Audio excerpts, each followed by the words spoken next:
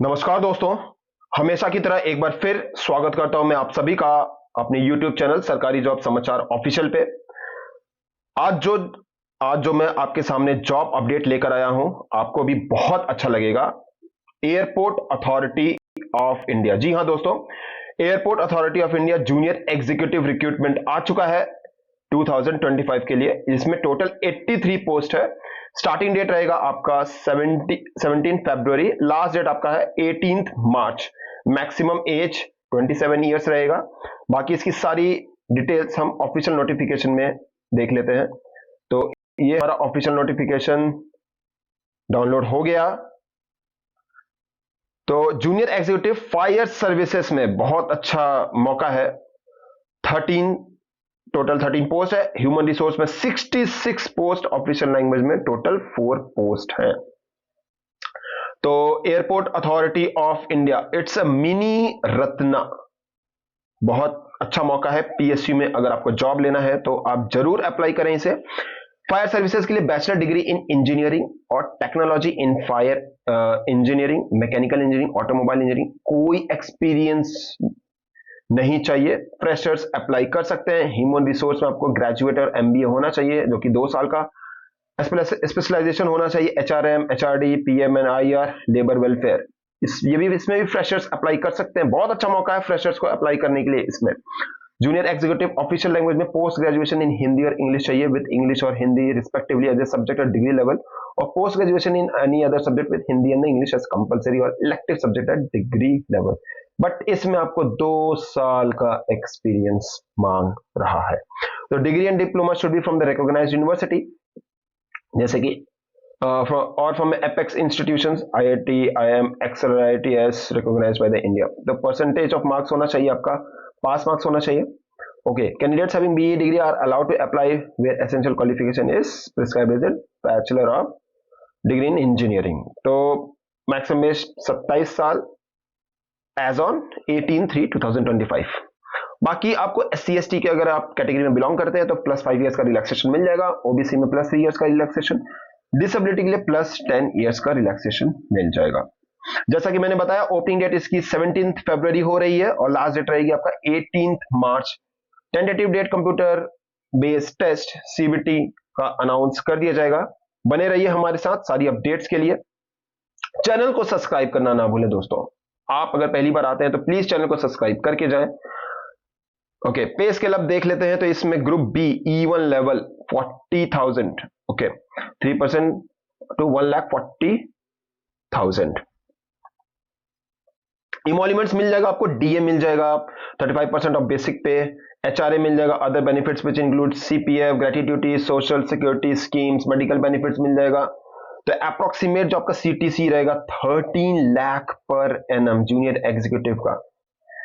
Important points हम यहाँ पे और देखें तो ओबीसी एनसीएल का जो सर्टिफिकेट रहना चाहिए वो फाइनेंशियल ईयर 2024-25 का रहेगा।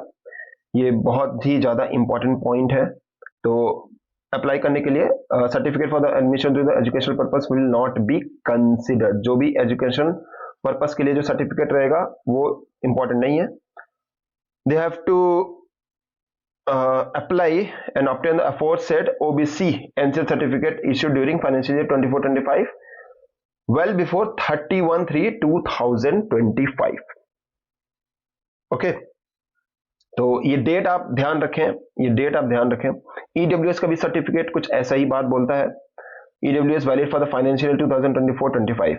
ओके, SC/ST का भी have to submit the caste certificate issued on or before है, on और before। तो ये बिल्कुल ध्यान दें और टाइम पे अपना जो भी कास्ट सर्टिफिकेट का डेट उसे अपडेट करवा लें। ओके, और भी जो इंपॉर्टेंट बातें हैं, बाकी आपको सिलेक्शन प्रोसेस तो पता ही है, सीबीटी होगा। ओके, सीबीटी होगा। सीबीटी के बाद अच्छा, there will not be any negative marking for the wrong answers. Okay, syllabus आपको यहां मिल जाएगा। जिसको भी सिलेबस का लिंक चाहिए आप कमेंट सेक्शन में हमें बोले सिलेबस, आप कमेंट सेक्शन में टाइप करें सिलेबस, मैं आपको वहां पे लिंक भेज दूंगा। Computer test will followed by the application verification होगा, वहां पे पहले वेरीफाई करेंगे। Okay, For all test candidates will be shortlisted for the application verification subsequent test as applicable. ठीक है, तो एप्लीकेशन का वेरिफिकेशन होने के बाद फिजिकल मेजरमेंट टेस्ट होगा फायर सर्विसेज के लिए, ड्राइविंग टेस्ट होगा, फिजिकल एंड्योरेंस टेस्ट होगा as applicable for the post. तो देख सकते हैं यहाँ पे, तो जो भी फायर सर्विसेज बनाएंगे they have to be shall be required to produce a valid permanent light motor vehicle licence at the time of the application verification. Okay, तो यह ध्यान देने वाली बात है, ये इंपॉर्टेंट पॉइंट है। अच्छा, जो भी candidates if they are in working professional in central government, state government, autonomous body, public sector undertaking, they have to produce non objection certificate. ये कुछ ज्यादा इंपॉर्टेंट है। The candidate selected for the post, they have to undergo a training during which they have to be paid basic pay with other admissible allowances. So they have to execute a surety bond of 5 lakh to serve airport authority for the minimum period of 3 years. Training के बाद आपको 3 साल का तो आपको देना ही पड़ेगा, और जो बॉन्ड है आपका 5 लाख का बॉन्ड रहेगा। ओके, और भी जो इंपॉर्टेंट बात है अगर आप देखेंगे तो इंस्ट्रक्शंस में फोटो का जो इमेज है उसके बारे में बात हुआ है, सिग्नेचर के बारे में बात हुआ है, और एप्लीकेशन फी के बारे में बात हुआ। तो एप्लीकेशन फी जो है वो 1000 रुपीज है, to be paid through online mode only. However SC ST PWD के लिए, डिसेबिलिटी के लिए दे हैव, और जो भी अप्रेंटिस है अगर उन्होंने 1 साल का अप्रेंटिसशिप किया है ट्रेनिंग एयरपोर्ट अथॉरिटी में, या तो फिर फीमेल कैंडिडेट्स, तो वो उनको चार्ज नहीं देना पड़ेगा। बाकी सारी इंपॉर्टेंट बातें मैं आप लोगों को बता दिया हूं।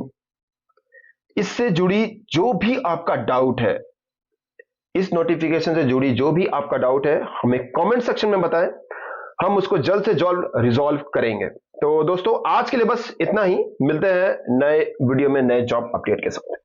Thank you for watching.